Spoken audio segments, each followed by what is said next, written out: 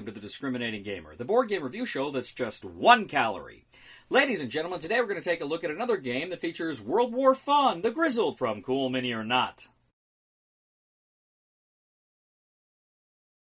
In The Grizzled from Cool Mini or Not, 2 to 5 players are essentially going to take on the roles of French soldiers as they head off to war in 1914.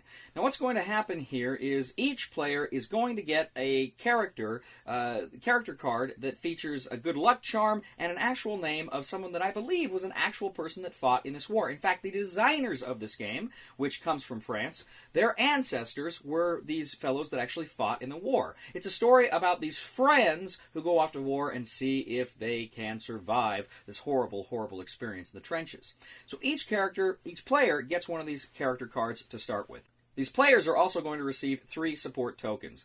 Now, on one side is just a cup of coffee. On the other side is an arrow to the left, an arrow to the right, and then they're going to get both of those, but they're also going to get a random one. So they don't know what the other one is. It could be a left or right, or it could be a double left or a double right. Now, there's going to be 2 kind of decks in this game. One deck is going to have kind of the Dove of Peace underneath it, and one is going to kind of have the War Monument underneath it, a monument to the dead.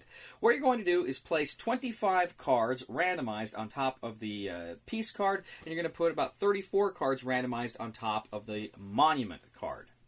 Now, the cards on the piece represent trials, things you have to get through, while the cards on the monument represent the morale. Now, here's how the game works in a nutshell. If ever you can get through all of the cards and make your way to that Dove of Peace, you win the game, collectively. But if you reveal the monument card, it means you all died and you all lose the game collectively. Now, each round, you're going to have a team leader. He's got a little cardboard thing you put in front of him so you know he's the team leader. And the team leader is going to essentially dictate how the mission is going to unfold. He is going to say, okay, we are going to each take however many cards. We're just going to take 3 cards, 4 cards, 1 card, 2 card for this particular round. Now that's important because you want to get through those cards on the trials cards to see that Dove of Peace, and that's the deck you're taking from. So ideally you would want to take as many as you could. The problem is the more cards you take, the more dangerous the mission becomes. Because what you're going to do is then, starting with the first player, he's going to lay down a card, and the cards have different threats on them. They could have different weather, snowy weather, rainy weather, night. They could have bullets on them, or whistles representing the attacks, or gas masks. So there's all these different dangers that come, and you can never have 3 of the same threat in a lineup. So the first player plays a card, then the second player plays a card, then the third player, and you can never get 3 of those same kinds of cards. As soon as you do, you fail the mission, and all those cards go back on top of the trials. You shuffle them so that the trials just become stronger. That's more cards you got to get through later. Now, critically, too, you're also going to get Hard Knocks cards. And these are cards that can really affect the game in various ways. They can really hurt people.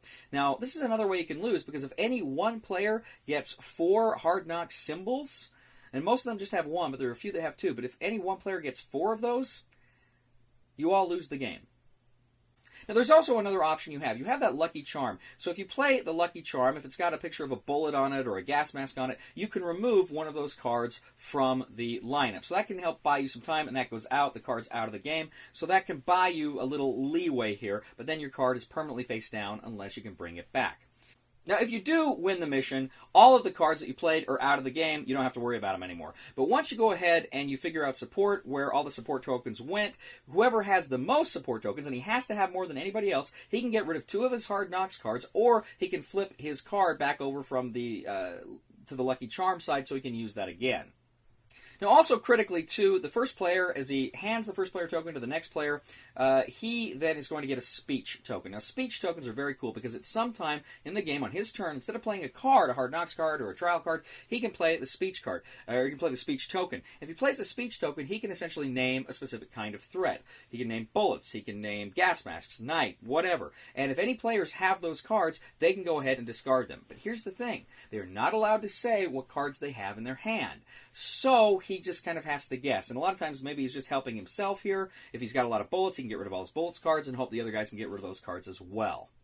So the game keeps going over these rounds, until, as I say, either the peace symbol is shown or the monument card is shown, or one player gets 4 hard knocks. If you get the peace symbol, you win the game. If you get the monument card, you lose the game. 4 Hard Knocks icons, you all lose the game. Now, there's a bit more to it than that, but that's the game in a nutshell. It's not a very complicated game. It's not a hard game to learn and to play.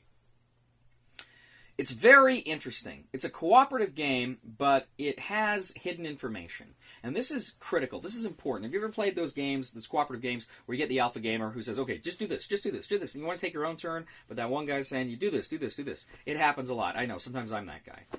You can't do that in this game. You can't quarterback in this game from the sidelines. You just can't, because you don't know what cards you've got, and only you are looking at the hands, and only you have to make those decisions. So it's a very, very intense game where there's a lot of responsibility on each of the players to play their cards most effectively. And not just their cards, but their tokens or their good luck charm. It's scary, and it's hard, too, when those Hard Knocks cards comes out, because they're really going to alter the game, too. It's not just that you get a symbol that works against you. There's going to be text on those things saying you can't withdraw unless everybody else is withdrawn, or, you can only move support tokens in a certain direction, or you have to pick them randomly. So there's real tough conditions that come out here. This is a brutal game. This game is brutal. It is tough. This is a hard game to win. It's not an impossible game to win. Now, we only won once, but we won. And that's really cool. It is a tough game. It is a tough, uber tough game. So if you don't mind games like that, that'll just beat the crap out of you, I think you'll like it. What I think is cool thematically about the game is, I certainly don't mean to suggest that this game is in any way comparable to actually fighting a war, particularly a war of such brutality as World War I. But there is a sense of that futility and just that frustration that comes with playing those cards that I think in just a teeny tiny way kind of makes you feel some of those similar emotions. Certainly your life isn't on the line, and I don't mean to overstate that. But I really like this game. And I think it's a fun game. I like the history of the game, where this game comes from, that people are actually trying to honor their ancestors that fought in this war. I think that's absolutely brilliant. I've said this many times on the show. I'm a student of the World Wars. I've written quite a few papers and articles on World War I, and I find it endlessly fascinating. And this is a game that's not a grand strategic game or diplomatic game. This is about the guys in the trenches, what they actually went through, the day-to-day struggles they went through. And it's very fun, and it's very tough. But I like it a lot. The Grizzled is a winner.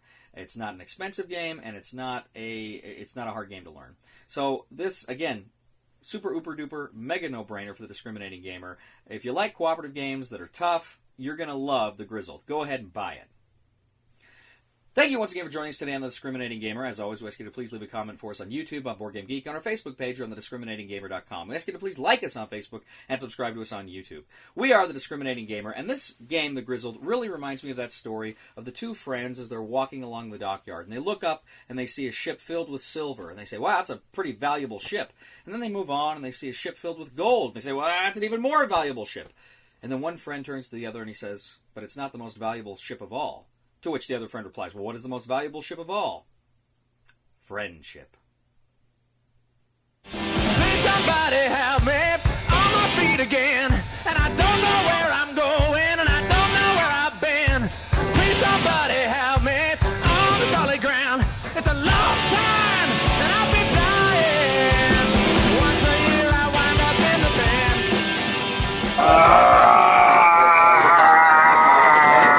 I'm Grizzled. I would have thought. I've never Yes. Yes! Yes! So. Oh, yes. Yes! We win! We won!